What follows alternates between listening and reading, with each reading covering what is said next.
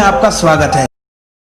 केंद्र सरकार के कृषि कानूनों के खिलाफ किसानों का प्रदर्शन जारी है। मंगलवार को सुप्रीम कोर्ट ने केंद्र के नए कृषि कानूनों पर अगले आदेश तक रोक लगाते हुए एक कमेटी का गठन कर दिया है।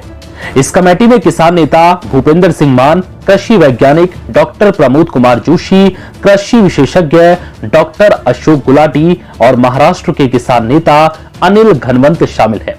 ये कमेटी नए कृषि कानूनों पर किसानों की शिकायतों और सरकार की राय जानेगी और उसी आधार पर अपनी सिफारिशें देंगी। हालांकि कमेटी में शामिल लोगों को लेकर ही अब सवाल खड़े होने लगे हैं। किसानों का कहना है कि कमेटी में सरकार के लोग ही शामिल हैं।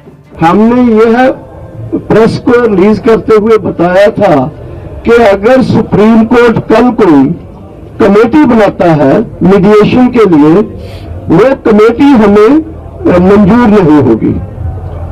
तो ये हमने एक बहुत preventive and precautionary press note दिया था, क्योंकि परसों चर्चा हुई थी, कल सुप्रीम कोर्ट में ऐसी चर्चा हो रही थी कि कमेटी बनने जा रही है और हमें ये पूरा विश्वास था अपनी चीज के ऊपर कि सुप्रीम कोर्ट के जरिए गवर्नमेंट अपने कंधे से बोझ को हटाकर सुप्रीम कोर्ट के जरिए कमेटी बनाने जा रही है, जिसका हमने आपत्ति की। कोर्ट ने एक आज फैसला किया है जो हमें मीडिया के जरिए ही पता चला है। अभी तक उसकी कॉपी या उसके बारे में डिटेल्स हमें नहीं मिली है, लेकिन जैसे डॉक्टर दर्शनपाल जी ने कहा कि हम समझते हैं कि सरकार की ये शरारत है कि वो अपने ऊपर से ये प्रेशर कम करने के लिए सुप्रीम कोर्ट के जरिए ये कमेटी वगैरह ले आए, जिसका हमने कल ही विरोध कर दिया था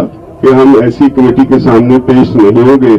हमारा आंदोलन एज इट इज सरकार के साथ चलता रहेगा। ऐसे लोगों से कभी भी वो किसान के आंदोलन के बारे में ठीक उनकी राय होगी, जो आर्टिकल लिख लिख के प्रेस में जस्टिफाई करते रहे कि कानून ठीक है, तो ऐसी कमेटी को तो बिल्कुल ही कोई मान नहीं सकता। वैसे भी हम असूली तौर पे क्लियर है कि ये कमेटियां ये सब कुछ इशू को ध्यान डाइवर्ट करने के लिए है, ताकि सरकार से प्रेशर कम हो जाए।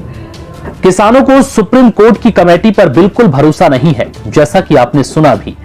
ऐसे में कमेटी पर उठ रहे सवालों के बीच शेतकरी संगठन के अध्यक्ष अनिल घनवंत ने कहा है कि सुप्रीम कोर्ट ने कमेटी बनाने का फैसला किया है और हम अपनी निजी राय को दूर रखकर एससी के निर्देश पर काम करेंगे।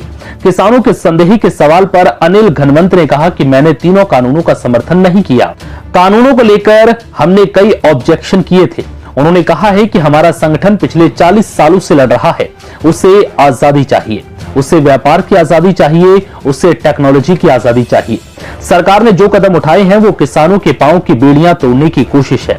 किसानों का आंदोलन पिछले 50 दिनों से जारी है और इस दौरान करीब 60 किसानों की मौत हो चुकी है।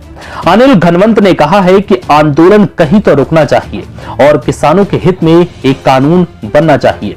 कानूनों को रद्द करने की बजाय उसमें संशोधन होना चाहिए।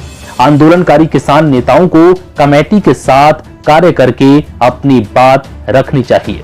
फिलहाल इस वीडियो में इतना ही। नमस्कार।